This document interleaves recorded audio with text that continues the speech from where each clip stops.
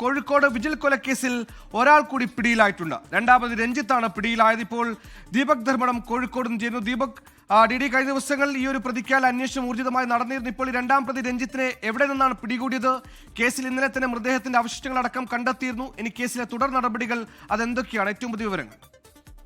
സുഹൈൽ മുഹമ്മദ്, ഈ കേസിലെ ഏറ്റവും നിർണായകമായ പ്രതിയെയാണ് ആന്ധ്രയിൽ വെച്ച് കോഴിക്കോട് DCP അരുൺ കെ പവിത്രന്റെ പ്രത്യേക സ്ക്വാഡ് പിടികൂടിയത്. അയാൾ കുറച്ച് നാളുകളായി പോലീസിനെ ചുറ്റിക്കുകയായിരുന്നു. സംസ്ഥാനത്തിന് പുറത്ത് ഒളിവിൽ താമസിച്ചുകൊണ്ട് അയാളെയാണ് പോലീസ് ഇപ്പോൾ പിടികൂടിയിരിക്കുന്നത്. ഇതിൽ ഏറ്റവും നിർണായകമായ ഈ കൊലക്കുറ്റം ചുമത്തി, അതായത് ഈ അച്ഛന്റെ ഭാഷയിൽ പറഞ്ഞത്, അതായത് ഈ വിജിലിന്റെ അച്ഛൻ കഴിഞ്ഞ ദിവസവും നമ്മളോട് സംസാരിക്കുന്ന സമയത്ത് പറഞ്ഞത് ഈ മരണത്തിന് കാരണക്കാരൻ ഈ കാണാത്ത പിടികിട്ടാത്ത ഈ പ്രതിയാണ് എന്നുള്ളതാണ്. ആ പ്രതി എന്തുകൊണ്ട് പിടികൂടുന്നില്ല എന്നുള്ളതായിരുന്നു ചോദ്യം.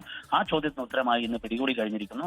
രഞ്ജിത്ത് കുന്നമംഗലം സ്വദേശിയാണ്. കുന്നമംഗലം സ്വദേശിയായ രഞ്ജിത്ത് യഥാർത്ഥത്തിൽ ഈ വിജിലുമായി വലിയ പരിചയമുള്ള ആളല്ല, പക്ഷേ ലഹരി സംഘത്തിൽ വിജിലിനൊപ്പം പെടുകയായിരുന്നു. വിജിലും വിജിലിന്റെ രണ്ട് സുഹൃത്തുക്കളും ഒപ്പം ഇയാൾ കൂടി രഞ്ജിത്ത് കൂടി ചേർന്നായിരുന്നു ഈ സരോവരത്ത് വെച്ച് ലഹരി കൂടുതൽ ഉപയോഗിക്കുന്നു. ഒടുവിൽ ബോധം കെടുന്നു. അങ്ങനെ കൊലപ്പെടുത്തി മണ്ണിൽ കെട്ടി ചളിയിൽ താഴ്ത്തി കല്ല് കെട്ടിക്കൊണ്ട് താഴ്ത്തുകയായിരുന്നു.